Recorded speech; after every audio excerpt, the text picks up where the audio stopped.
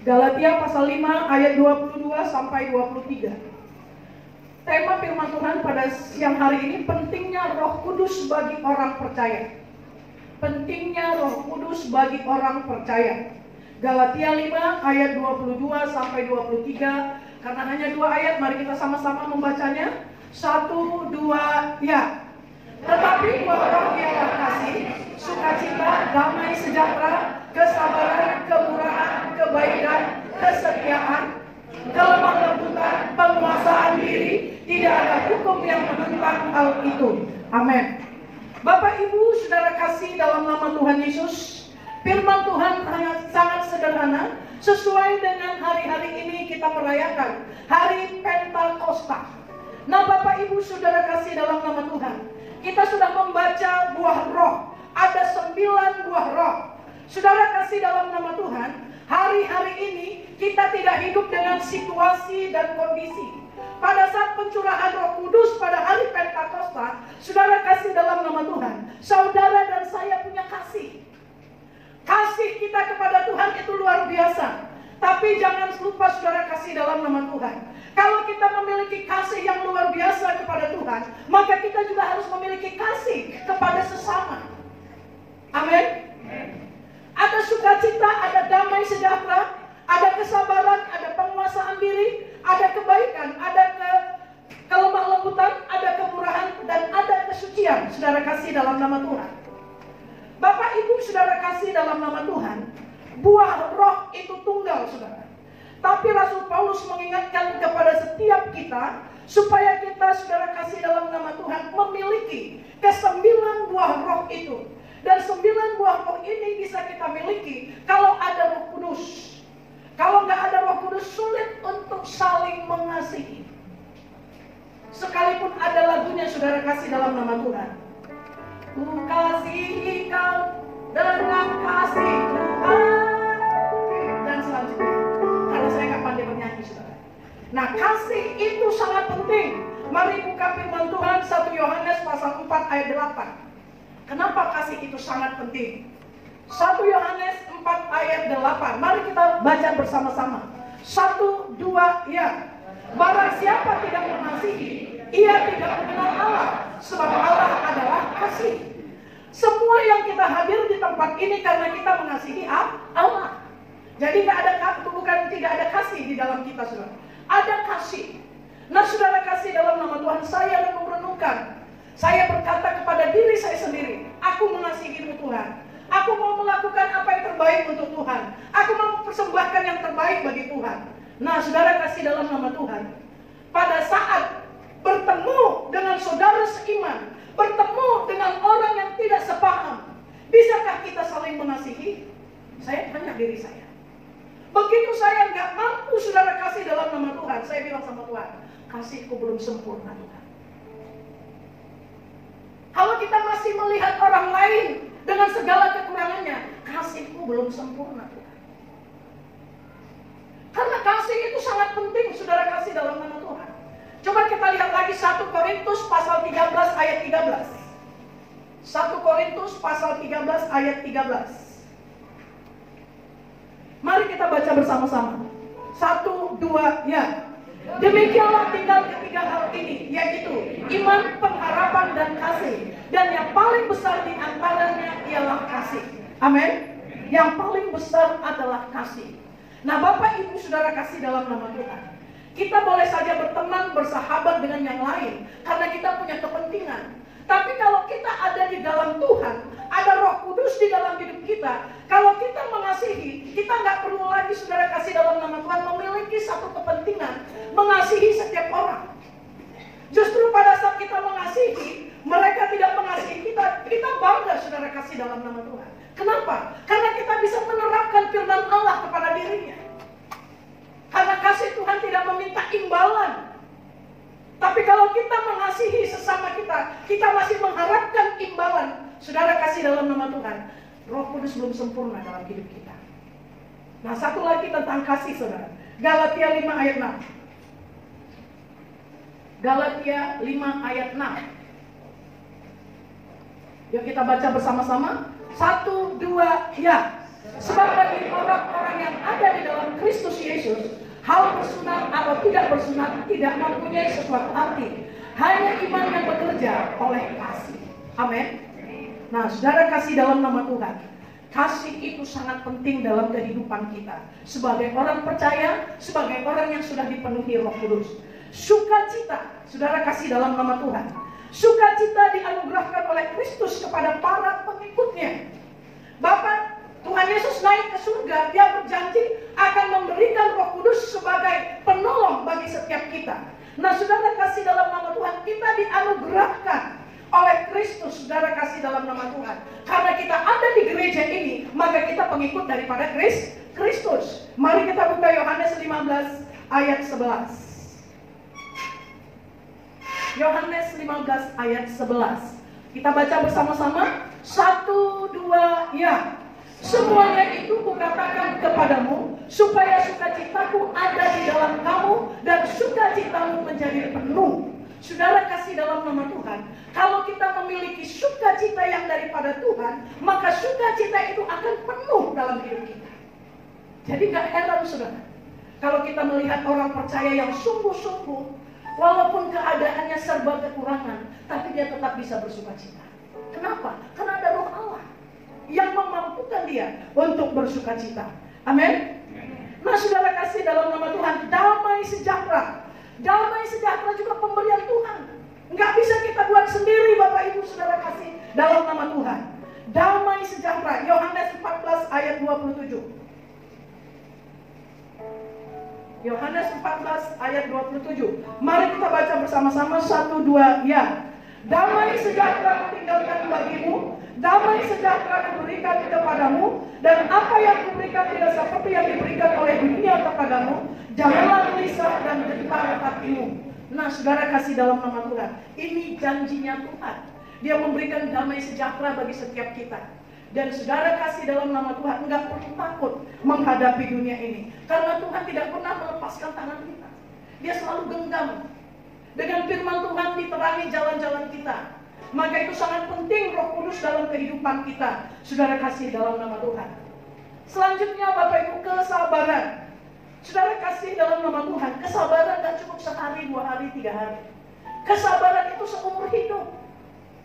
Seumur hidup. Jangan bilang, aku sudah terlalu sabar menghadapimu, tapi kau gak pernah menghargaiku. Lihat suami orang. Jangan bandingkan suamimu dengan suami orang lain. Jangan bandingkan istrimu dengan istri orang lain. Jangan bandingkan anakmu dengan orang lain. Tuhan bilang sabar. Kesabaran berkaitan dengan sikap kita terhadap orang lain. Bagaimana Tuhan selalu sabar menghadapi saudara dan saya. Saudara, saya merenungkan firman Tuhan ini pada saat saya berkata, Tuhan, Engkaulah Rajaku, Engkaulah Tuhan, dan Engkaulah Juru Selamatku. Dan aku dibaptis dengan air, saudara. Aku dibaptis dengan Roh Kudus. Saudara, kasih dalam nama Tuhan. Tahukah saudara, masih kerap kali jatuh. Dengan perkataan, dengan perbuatan, dengan tingkah laku. Jangankan untuk sesama, Tuhan pun kerap kali sedih melihatnya. Saudara, kasih dalam nama Tuhan. Tetapi apa yang terjadi, saudara, kasih dalam nama Tuhan? Kesabaran. Itu perlu kita terus hadapi, dan kita ada terus dalam kehidupan kita. Kesabaran itu ada kalau ada Roh Kudus dalam hidup kita. Susah, saudara, kasih dalam nama Tuhan untuk menjadi orang yang sabar. Sangat susah. Tapi kalau kita memiliki Roh Kudus, sabar itu sangat gampang. Karena kita percaya bahwa orang yang ada, yang melukai, yang membuat kita jengkel, yang membuat kita gak enak hati, saudara, kasih dalam nama Tuhan, kita mulai berkata, sampai di sini rupanya pelajaranmu tentang kebenaran. Ya sudahlah. Karena firman Tuhan katakan siapa yang kuat harus menanggung yang lemah. Jadi firman Tuhan itu, saudara, kasih dalam nama Tuhan gak mengatakan kalau kamu dijahili maka kamu harus balas. Enggak, saudara. Kalau ada orang yang berbuat jahat, maka kita harus tetap memberikan kebaikan. Maka itu penting sekali Roh Kudus ini, saudara, kasih dalam nama Tuhan. Kemurahan, saudara, kasih dalam nama Tuhan ini sangat luar biasa. Kalau kemurahan, kesabaran tidak bisa dipisahkan, Bapak Ibu. Kalau orang yang panjang sabar pasti memiliki kemurahan. saudara kasih dalam nama Tuhan, orang yang memiliki kemurahan itu penuh kebaikan, saudara. Penuh kebajikan, saudara kasih dalam nama Tuhan. Dia murah hati selalu, saudara. Dan peduli kepada orang lain. Nggak pernah melihat dan menghitung apa yang sudah dia berikan kepada orang lain. Bahkan dia, saudara kasih dalam nama Tuhan, selalu menghargai orang lain. Nah, saudara kasih dalam nama Tuhan, ada seorang hamba Tuhan yang pernah menjadi gembala juga di Sumatera Resort, yaitu dia Purbakum, saudara. Nah, itu sangat murah hati. Kalau Bapak Pembina, Pak Bambang bilang atau Pak Edi bilang, kamu duduk di depan, dia duduk di depan, saudara. Tapi begitu sudah terima berkat, saudara kasih dalam nama Tuhan, amin, dia sudah sampai di pintu. Semua orang disalami, sebanyak apapun itu, saudara bisa tahu berapa bisa yang menampung Sumatera Resort. Nggak ada orang yang nggak mengenal dia. Murah hati, saudara. Sangat menghargai dan bertanggung jawab. Nah, saudara kasih dalam nama Tuhan kebaikan. Saudara kasih dalam nama Tuhan, kebaikan adalah ketulusan jiwa dan tidak pernah kompromi dengan kejahatan. Itu kebaikan. Dia selalu ingin melakukan hal yang baik. Selanjutnya kesetiaan, saudara kasih dalam nama Tuhan. Kesetiaan, mari kita lihat Titus pasal 2 ayat 10. Titus pasal 2 ayat 10. Mari kita baca bersama-sama. 1, 2, ya. Jangan curang, tetapi hendaklah selalu tulus dan setia, supaya dengan demikian mereka dalam segala hal memuliakan ajaran Allah, juru selamat kita. Amin. Nah, saudara kasih dalam nama Tuhan, itu mengenai daripada kesetiaan, saudara kasih, dan kelemah lembutan, saudara. Kelemah lembutan, saudara kasih dalam nama Tuhan. Ini peperangan saya seumur hidup sampai saat ini. Mulai saya bertobat sampai saat ini, saya selalu minta kepada Tuhan, berikan aku roh lemah lembut. Kenapa saudara kasih dalam nama Tuhan? Karena dengan kelemah lembutanlah maka orang bisa mengenal Allah. Nah, tadi saja saya hampir, saudara, terpancing. Bapak Raja menyodorkan, ini Bu yang nanti dia akan, kenapa ditulis begini? Tulislah segini, saya ngomong. Bisa tulis dengan yang kecil saja. Mau langsung keluar satu kotak. Jangan sepele nengok yang lain. Oh iya, langsung bisa berpakai. Sampai di depan, mulai lagi Pak Marcel. Supaya naik anggalinya sedikit. Gak susah bagiku untuk lemah lembut. Susah.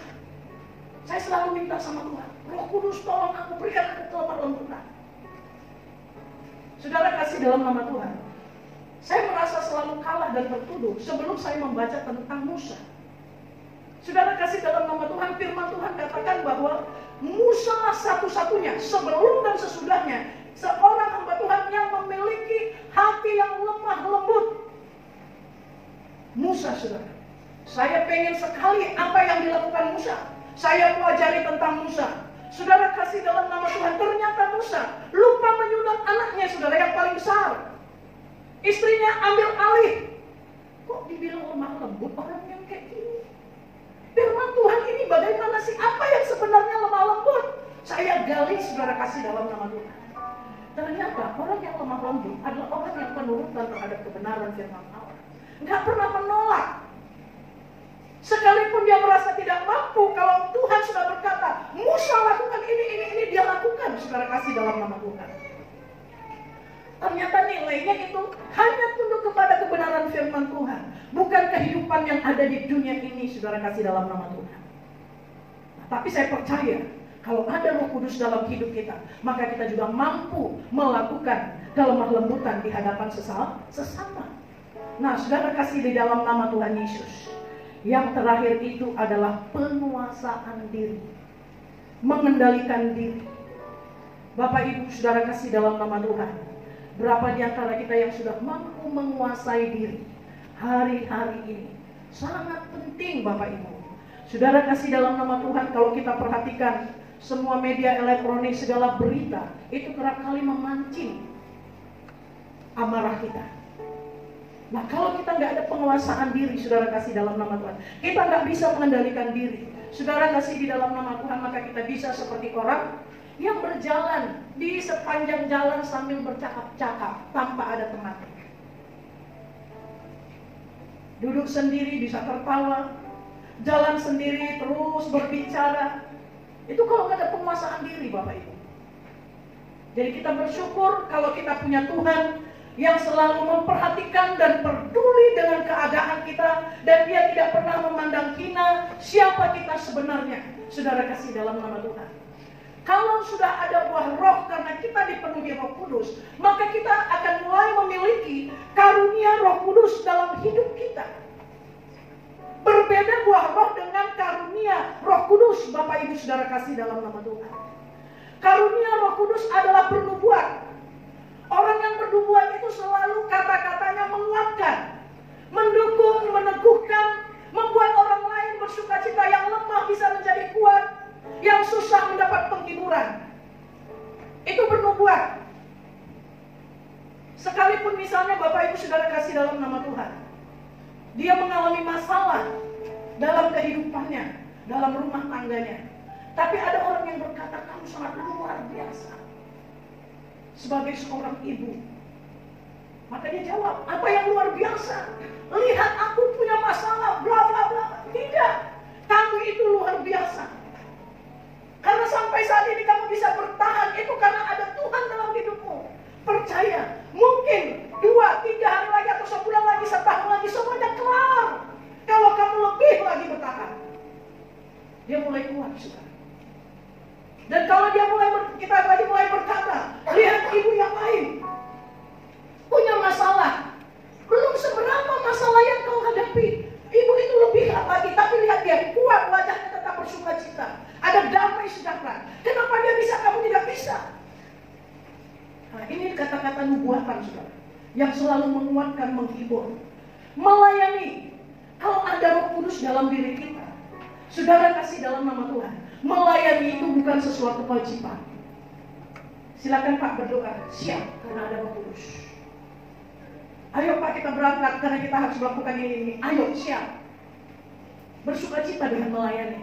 Nggak pakai mikir lagi, jam berapa pulangnya, di mana letaknya, siapa orangnya. Wah, itu nggak ada lagi perhitungan seperti itu. Dia harus antusias bahwa ini adalah pelayanan dan kesempatan. Yang ketiga, mengajar. Karunia mengajar, saudara kasih dalam nama Tuhan. Mengajar bukan berarti harus menjadi seorang guru. Bapak Ibu Saudara kasih dalam nama Tuhan. Begitu dia melihat sesuatu di dalam kehidupan saudara atau anak-anak, remaja, pemuda, dia langsung menghampirinya dan mengajarinya. Dan dia langsung melakukan. Nah, saudara kasih dalam nama Tuhan, para ibu-ibu, kenapa nggak ikut WBI? Waduh, anakku begini, anakku begitu. Bawa saja kemari. Kenapa? Pada saat ibu-ibu beribadah, dia lari sana lari sini, tetapi sesungguhnya rohnya itu pasti menangkap. Karena saya perhatikan, banyak anak-anak yang mulai, kapan kita ibadah? Mama nggak ibadah, Mama. Mungkin kita akan berkata, kok pusing kali ini, ribut itu ribut. Nggak masalah. Yang membuat dia aman, damai kalau kita minta Roh Kudus. Berapa kekuatan kita untuk bisa mendidik anak-anak kita, Bapak Ibu? Kita nggak akan mampu mendidik anak kita menjadi anak yang benar-benar sungguh-sungguh menjadi baik kalau nggak ada Roh Kudus. Yang ketiga, yang keempat, menasehati. Kalau ada Roh Kudus dalam hidup kita, Bapak Ibu Saudara kasih dalam nama Tuhan, kita selalu empati kepada orang lain. Maka tanpa kita sadari keluar kata-kata nasihat kepada setiap orang yang ada di sekitar kita yang membutuhkannya. Yang kelima, hati yang ikhlas. Kita selalu memiliki hati yang ikhlas terhadap orang lain. Yang keenam, rajin. Saya sering kali Bapak Ibu Saudara kasih dalam nama Tuhan, saya nggak minta para pengerja-pengerja yang lebih hebat, luar biasa, punya pendidikan begini begitu, enggak. Orang yang penuh Roh Kudus dan suka berdoa, saudara kasih dalam nama Tuhan, nggak usah diatur, dia akan bekerja sendiri. Dia tahu apa yang dibutuhkan, dia mengerti kalau ini hari ibadah apa yang dia harus ambil bagian. Dia tahu kenapa ada Roh Kudus di dalam kehidupannya. Tapi saudara kasih dalam nama Tuhan, kalau Roh Kudus nggak penuh dalam diri kita, saudara sudah menjadi sesuatu yang sangat luar biasa kerap kali, saudara. Begitu dia hadir, loh kenapa begini? Saya kan nggak ada pelayanan hari ini. Saya begini, saya begitu. Itu dia saudara kasih dalam nama Tuhan. Yang ketujuh, saudara kasih dalam nama Tuhan, karunia, kemurahan, dan sukacita. Jadi buah roh dan karunia Roh Kudus itu nggak bisa dipisahkan. Begitu orang itu dipenuhi oleh Roh Kudus, maka buah-buah roh langsung berbuah dalam hidupnya. Dan saat buah roh itu berbuah dalam hidupnya, maka dia akan mulai memiliki karunia-karunia Roh Kudus. Apa sebenarnya pentingnya atau peranan Roh Kudus di dalam kehidupan manusia? Peranan daripada Roh Kudus, Bapak Ibu, pertama, menyadarkan kita akan dosa. Nggak boleh lakukan itu, salah. Pada saat kita sudah keceplosan mengomong sesuatu yang menyakitkan hati orang lain, Roh Kudus ingatkan, siang itu sakit hati. Kenapa bisa pulih hubungan kita tanpa kita berkata, maafin saya ya. Saudara, pada saat Roh Kudus sudah mengingatkan kita berdoa minta ampun sama Tuhan, perdamaikan aku dengan dia Tuhan. Saya kira seperti itu Bapak Ibu. Saya tahu kata-kata saya tidak selalu bisa membuat orang damai dan tenteram. Tapi pada saat Roh Kudus mengingatkan saya bahwa ada orang yang terluka hatinya, maka saya berdoa. Saya minta ampun, saya menangis sama Tuhan. Dan itu waktunya tidak gampang, saudara. Bukan hari ini saya berdoa, besok sudah kelar masalahnya. Hari ini saya berdoa, besok saya berdoa, tapi dia masih juga kita bisa lihat raut wajahnya. Menyatakan bahwa dia tidak suka dengan sikap kita. Tapi kalau kita terus berdoa, angkat dia di hadapan Tuhan, angkat dia di hadapan Tuhan, terus menerus Bapak Ibu saudara kasih dalam nama Tuhan, maka tanpa kita sadari, kerap kali ada satu momen yang membuat kita bisa berdamai dengan dia. Itu yang sering dibilang, waktu akan membuat semuanya selesai. Jangan pernah lupa untuk mendoakannya. Yang kedua, saudara kasih dalam nama Tuhan, peranan Roh Kudus dalam kehidupan manusia, menuntun kita ke arah yang seharusnya. Roh Kudus akan menuntun saudara dan saya kepada yang seharusnya kita lakukan, seharusnya kita jalani, seharusnya kita hadapi. Saudara kasih dalam nama Tuhan, kita nggak disuruh menghindar, kita nggak disuruh saudara kasih dalam nama Tuhan untuk berdiam diri, tetapi kita akan dituntun oleh Roh Kudus ke jalan yang harus kita jalani. Peranan Roh Kudus bagi manusia yang ketiga, memberi kuasa untuk memberkati. Kita diberi kuasa untuk memberkati. Enggak gampang Bapak Ibu saudara kasih dalam nama Tuhan memberkati setiap orang. Dan yang paling luar biasanya saudara kasih dalam nama Tuhan, saya pernah alami. Saya ingin memberkati seseorang tetapi tidak bisa saya lakukan. Waktunya tidak tepat saudara kasih dalam nama Tuhan.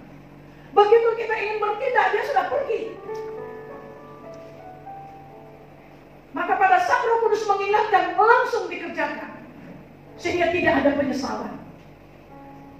Amin. Yang keempat Bapak Ibu, peranan Roh Kudus dalam hidup kita, mengingatkan kita akan kebenaran. Roh Kudus akan selalu mengingatkan saudara tentang kebenaran dalam hidup ini. Dan yang kelima, peranan Roh Kudus dalam hidup manusia, memberi hikmat dalam mengambil satu keputusan. Tidak mementingkan diri sendiri. Keputusan yang diambil oleh orang yang penuh Roh Kudus itu tidak pernah membuat orang lain kecewa dan bermasalah. Karena bukan dari dia keputusan itu. Keputusan itu diambil karena Tuhan menaruh itu di dalam hatinya. Kalaupun ada orang yang tidak senang dengan keputusan itu, tapi hari-hari akan datang, saat itu terus didoakan, orang lain akan mengerti dan memahaminya. Kehidupan yang berhasil hari-hari ini saudara kasih dalam nama Tuhan, kalau kita hidup dipimpin oleh Roh Kudus. Mari di setiap kita selalu datang kepada Tuhan. Hanya Tuhan yang bisa memampukan saudara dan saya menjadi orang benar. Hanya Tuhan yang bisa memampukan saudara dan saya menjadi orang yang murah hati. Bapak Ibu saudara kasih dalam nama Tuhan, dan jangan pernah kecewa, jangan pernah mendengar roh penuduh yang menyatakan kamu gak layak, kamu belum punya apa-apa. Saudara kasih dalam nama Tuhan, saya sungguh-sungguh sangat bangga saudara dengan jemaat yang ada di tempat ini. Kenapa Bapak Ibu? Saya percaya Bapak Ibu akan terlibat di dalamnya. Sama dengan setiap minggu ketiga, anak-anak muda mengadakan solidaritas memberi makan orang-orang jalanan. Saudara kasih dalam nama Tuhan, itu selalu diingatkan kepada saya. Dalam minggu kedua, minggu ketiga kita akan melakukan sudah itu ketuanya sudah meng-SMS saya, kita akan melakukan solidaritas untuk minggu ketiga. Nah, saudara kasih dalam nama Tuhan. Begitu masuk, saya langsung minta kepada Tuhan.